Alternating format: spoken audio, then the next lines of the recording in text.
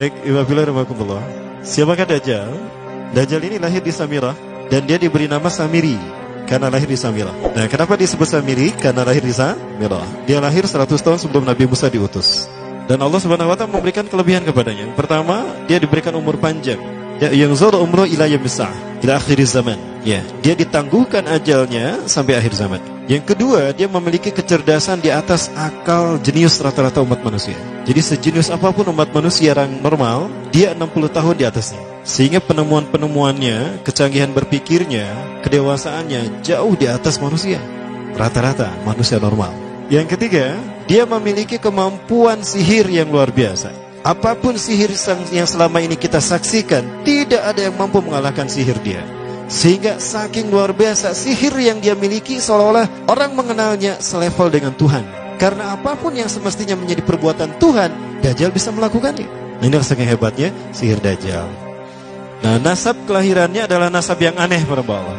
Dia lahir dari termasuk Bani Israel. Bani Israel ini keturunan Nabi Yakub. Yakub itu gelarnya Israel. Keturunannya disebut Bani Israel. Dari Yehuda. Yehuda ini adalah anak laki-laki dari istri pertama Nabi Yakub alaihissalam. Nabi Yakub istrinya 4. Yang pertama bernama Ya'la. Dari Ya'la ini melahirkan 6 orang. Salah satunya bernama Yehuda dan Lewi. Lewi melahirkan Nabi Musa alaihissalam. Yehuda melahirkan bangsa yang kita kenal Yahudi. Salah satunya Yehuda ini melahirkan generasi yang pada akhirnya melahirkan Samiri. Ya, kalau Rahil istri yang kedua, dan ini istri yang paling dicintai oleh Nabi Yakub, melahirkan 2 anak, Bunyamin dan Nabi Yusuf. Nabi Yusuf dan Bunyamin. Yang lainnya juga sama melahirkan 2 anak. Kahit dari Ya'la melahirkan 2 anak, Dam dan Naftali. Ya. Anak tertua dari Nabi Yakub dari istri pertama bernama Raubin. Nah, dari Yehuda inilah lahir Samiri. Nah, ayah dan ibunya, kakek dan nenek Samiri ini adalah para penyembah berhala. Karena Samirah saat itu terkenal penyembah berhala. Ayahnya ini lahir dari proses perzinahan adik dan kakak, incest. Adik dan kakak berzina, lahir ayahnya. Adik dan kakak berzina, lahir ibunya. Jadi ayah dan ibunya ini lahir dari proses yang haram. Dan ketika ibunya menstruasi, disetubuhi sama ayahnya. Jadi itu, peluangnya dari 2000 persetubuhan dalam keadaan menstruasi, 1 bisa jadi. Karena menurut penelitian medis juga, bahwa darah kotor tidak menghalangi terjadinya fertilisasi. Tidak menghalangi terjadinya reproduksi manusia. Jadi tetap pembuahan ovum oleh sperma bisa terjadi walaupun ada dalam medium darah kotor, menstruasi. Nah, ketika itulah hamil dan lahirlah Samiri. Rasulullah SAW menyebutkan dalam Musnad Imam Ahmad, ayah dan ibu Dajjal ini melewati perkawinannya selama 30 tahun tanpa melahirkan seorang anak pun. Dan di tahun ke-30 pernikahannya melahirkan Dajjal, melahirkan Samiri. Kelahirannya ini akan menjadi petaka bagi kedua orang tuanya. Dia adalah orang yang paling sedikit manfaatnya dan paling banyak keburukannya bagi manusia, terutama bagi kedua orang tuanya. Bahkan ketika dia lahir, alam semesta menolak kelahirannya. Dordar gelap, hujan badai, petir. Itu terjadi di malam di mana Samiri dilahirkan. Seolah-olah alam menolak kehadirannya. Nah, sejak lahir sampai usia 5 tahun, dia tidak netek sama ibunya. Kebayang, 5 tahun air susu ASI tidak ditetekkan. Itu yang menyebabkan terjadinya kanker payudara. Maka ibunya pun meninggal gara-gara kanker payudara ini. Nah, ibunya meninggal gara-gara itu. Terbukti apa yang disampaikan Rasulullah. Kelahirannya menjadi petaka bagi kedua orang tuanya. Begitu pula ayahnya, maka ayahnya menjadi single parent. Nah, kemudian di tahun yang kelima, sejak lahir sampai 5 tahun, kenapa dia menetek pada ibunya? Karena kerjanya tidur melulu. Disebut mati, dia bernafas dan cuma berdetak. Disebut hidup, dia tidak bergerak. Antara hidup dan mati, la yamutu wa la yahya. Nah, maka di usia ke-5 tahun, nah ini terjadi peristiwa yang menarik. Apa itu? Samiri bangun dari tidurnya di tengah malam dan tidak ada orang yang menyadari Samiri bangun. Dia merangkak dan pindah ke berhala yang terbesar. Nah, dia pindah ke pangkuan berhala terbesar, tidur di sana. Dan ternyata ketika berada di berhala terbesar tadi, ya buang air kecil dan buang air besar. Besoknya itu adalah hari pemujaan kepada dewa-dewa mereka, bangsa Samirah. Apa yang terjadi? Ketika terjadi ritual pemujaan tadi, maka sang raja yang dipertuhankan oleh kaumnya mencium sesuatu yang tidak enak. Bapaknya Samiri ini adalah tokoh agama paganisnya. Pas dilihat, kaget sang raja. Ternyata itu pesing berasal dari pantatnya si Samiri yang ada di pangkuan berhala terbesar. Marah murka tuh sang raja. Itu anak kamu, kenapa ada di situ? Kurang ajar kamu yang telah menghina Tuhan kita. Kenapa kamu pindahkan anak kamu ke situ? Oh tidak Tuhan, saya tidak memindahkannya. Bagaimana saya bisa menghina Tuhan saya? Lalu siapa yang memindahkannya? Kan dia lumpuh. Nah, sekali lagi, kehadirannya menjadi petaka bagi kedua orang tuanya. Akhirnya raja marah dan ayahnya dipenjara. Selama ayahnya tidak bisa membuktikan penghinaan tadi, maka ayahnya dihukum mati. Pada akhirnya ayahnya pun dihukum mati. Ya, sedikit manfaat bagi kedua orang tuanya. Maka kemudian dia hidup pelihara oleh sang raja. Dan pas di usia dia 5 tahun itu, Allah menimpakan murkanya kepada bangsa Samirah yang sudah kelewat batas, maksiat, dan sudah tidak ada toleransi dari Allah untuk mereka hidup di bumi. Maka Allah perintahkan mereka Jibril menghabisi mereka.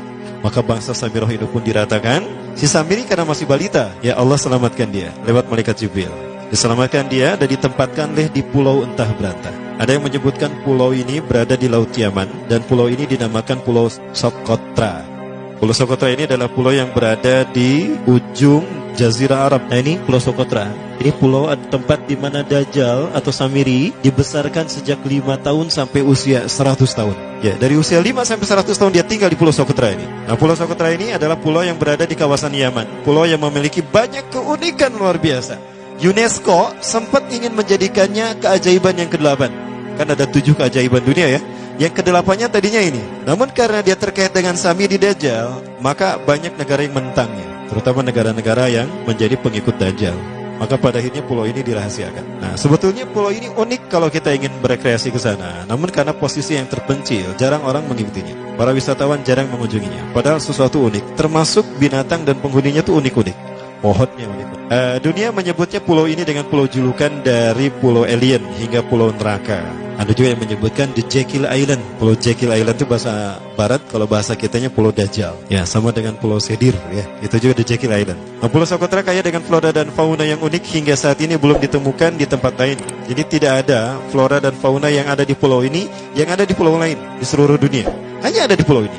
Makanya di pulau inilah Allah ciptakan satu binatang yang unik juga, yang disebut dengan jasasa. Jasasa, binatang jasasa itu artinya mata-mata. Tajassa yatajassu tajassusan wa jasasatan, artinya pemata-mata, spy. Binatang ini bertumbuh besar, tahmatun kabirah tughatti jismaha asy-sya'ar hatta la nastati' an nafariqa ayna wajhu wa ayna dubru. Tubuhnya besar, dipenuhi dengan bulu, sehingga saking penuhnya bulu kita tidak bisa membedakan mana dubur, mana wajah. Yang menghadap itulah wajah. Baik, karena itu pulau ini pernah dicalonkan sebagai salah satu dari 7 keajaiban dunia yang baru ya. Nah, baik, ini contohnya nih. Saya perlihatkan keajaiban dan keunikan. Ini adalah padang pasir di Pulau Socotra. Ini burung, salah satu jenis burung yang bisa kita jumpai di Socotra. Dan ini kepiting unik, kepiting Pulau Socotra. Aneh ya, kepitingnya seperti itu. Ini laba-laba langka di Socotra, mirip tarantula. Dan ini pohon darah naga yang ada di Pulau Socotra juga. Nah, ini salah satu jenis pohon Dorstenia Socotra. Dan ini juga pohon yang lain, pohon Dendrosisaios Socotra. Ya, saya sebutkan lagi ya. Nah, ketika di pulau itu, sebelum bertemu dengan Nabi Musa, Samiri di pulau itu yang hanya tinggal dengan seekor binatang jasasa. Binatang jasasa ini memberikan beberapa hal kepada si Samiri ya. Allah Azza wa Jalla menciptakan binatang berbicara yang bernama jasasa. Dia di mana lahirnya, ajalnya, matinya sama dengan ajal Dajjal. Begitu pula muncul dan menghilangnya. Binatang inilah mengajarkan akidah tauhid kepada Samiri muda. Pelajaran ini kononnya ditulis oleh Jibril alaihissalam dalam bentuk panel-panel atau prasasti. Isi prasastinya panel 1 yang ditulis oleh malaikat Jibril, panel 1 itu berisi kalimat la ilaha illallah, tidak ada Tuhan selain Allah. Ini dijelaskan oleh binatang jasasa. Yang kedua, panel kedua berkata Allahu wahid la syarikalah. Allah Maha Esa, tidak ada sekutu bagi Allah. Itu dijelaskan juga oleh binatang jasasa ini. Nah, binatang jasasa ini sekali lagi dia bertubuh besar. Kategorinya adalah kelasnya itu mamalia, genusnya mamalia. Cuma saya tidak tahu nama spesiesnya apa. Pada tahun 2017, akhir dari bulan Agustus di Filipina ditemukan binatang seperti ini. Ciri-ciri binatang ini nyaris sempurna seperti ciri-ciri binatang jasasa yang disebutkan Rasulullah terkait dengan binatang yang memata-matai Dajjal. Tubuhnya penuh dengan bulu. Ini disebutkan dalam surat An-Naml ayat ke-82. Ya, binatang ini seperti ini dan dia tidak pernah jauh dari laut karena dia selalu ingin membasahi tubuhnya dan dia pun makan dari makanan ikan laut. Maka dia tidak pernah jauh dari pantai. Seperti ini. Nah, binatang inilah yang mengajarkan prasasti mengajarkan akidah tauhid kepada Samiri muda. Yang ketiga, engkau diurus oleh Jibril, karena itu janganlah engkau mengkhianati janjimu dengan Allah. hanya engkau saja di pulau ini. Panel yang kelima, makanlah dan nikmatilah makanan minuman yang menjadi rizki dari Allah sesuai kehendakmu. Tidurlah sesukamu, tapi sembahlah Allah dalam berbagai keadaanmu dengan tasbih keesaan Allah kepadanya, yaitu dengan melaksanakan solat yang diwajibkan kepadamu. Allah lah sang raja, Allah yang Maha Esa. Dia tidak berayah dan tidak pula mempunyai anak. Allah Tuhan Tuhan yang maha besar dan maha agung. Dialah yang maha raja. Ada 7 panel. Panel yang ke-7 bercerita tentang Nabi Muhammad. Panel yang ke-6 itu bercerita tentang nabi-nabi, dan khusus panel yang ke-7 cerita tentang Nabi Muhammad. Jadi Dajjal sudah tahu, Samiri sudah tahu bahwa akan diutus Nabi Muhammad di akhir zaman, dan itu nabi yang terbaik. Makanya dia iri. Nah, selesai panel ini disampaikan, maka binatang sejasasa berkata, wahai Samiri, saksikanlah aku telah menunaikan innani qad fa'altu ma umirtu min rabbi. Demi Allah, saksikan aku sudah menunaikan apa yang diperintahkan padaku, kata binatang jasasa. Maka sekarang adalah perintah terakhir, yaitu pertanyaan dariku untukmu. Hal tu'minu billah, apakah kau beriman pada Allah? Wa bima unzila ilaih, dan dari apa yang diturunkan kepada nabi-nabinya, kepada Jibril maksudnya. Famadal jawab ya Samiri, apa jawabanmu hai Samiri? Samiri tidak menjawabnya. Lama ditunggu-tunggu, Samiri tidak menjawabnya, sehingga binatang ini pun pergi dengan menjerit dengan jeritan yang membuat Samiri ini pekak telinganya. 2 kali lagi datang lagi kembali kepada Samiri dan berkata binatang jasasa, ya Samiri, famadal jawab? Hal tu'minu billah, in tu'minu billah fatakunu mu'minan a'jaba imanika ila yaumil qiyamah. Jika kau beriman kepada Allah, maka sungguh kau akan menjadi mukmin yang menakjubkan imannya. Inna ajalaka ukhirat ila akhir zaman.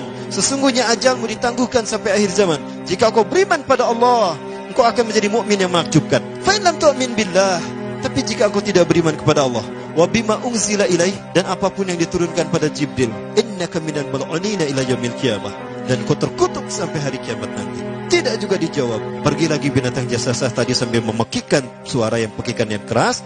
Yang ketiga kali yang terakhir dia bertanya kembali. Dan apa jawaban Samiri?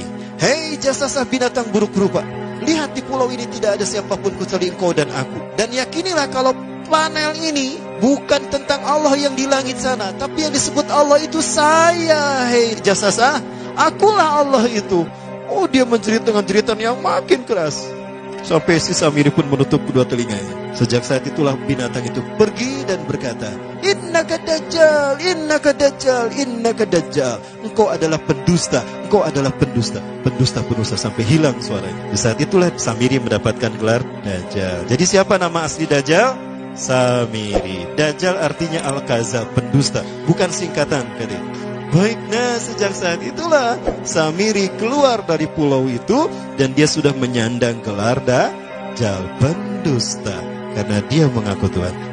Baik, jangan salah, Dajjal kecerdasan yang mampu melakukan cloning dan mampu melakukan berbagai macam riset dan eksperimen. Hatta eksperimen yang mengilhami film Hook itu Dajjal bisa melakukan. Bahkan ketika orang membayangkan kendaraan tercanggih itu pesawat terbang, Dajjal sudah mampu membuat piring terbang dengan kecerdasannya. Ya. Rasulullah menyebutkan kendaraan Dajjal itu dia bisa terbang, kata Rasulullah. Dan kecepatan terbangnya 5 km per sekon. 1 detik 5 km. Hanya dengan berkedip-kedip dia berkeliling dunia. Ya. Kecepatan ini diambil dari hadis Rasulullah. Berapa kecepatannya Rasulullah ketika dia terbang di muka bumi? Ya, kendaraan yang dia gunakan itu kecepatan terbangnya seperti awan yang ditiup angin, kata Rasulullah. Dan awan rata-rata ditiup angin itu 5 km per sekon. Dan jarak dari satu telinga ke telinganya, artinya setengah diameter atau diameter kepalanya, keledai yang dia gunakan, Rasul menyebutnya keledai, itu arba'una zira, 40 hasta, 27 meter. Diameternya itu 27 meter. Keledai macam apa yang jarak dari satu telinga ke telinganya 27 meter? Kalau bukan piring terbang. Ini bisa 24 meter kan? 27 meter. Bisa tidak? Bisa. Dan kecepatannya pun sama. Dan pernah meninggalkan jejak Cop Circle di Yogyakarta. Nah, Cop Circle itu adalah jejak UFO yang menjadi isyarat instruksi bagi para pelaku konspirasi dunia. Siapa? Para kalangan Illuminati.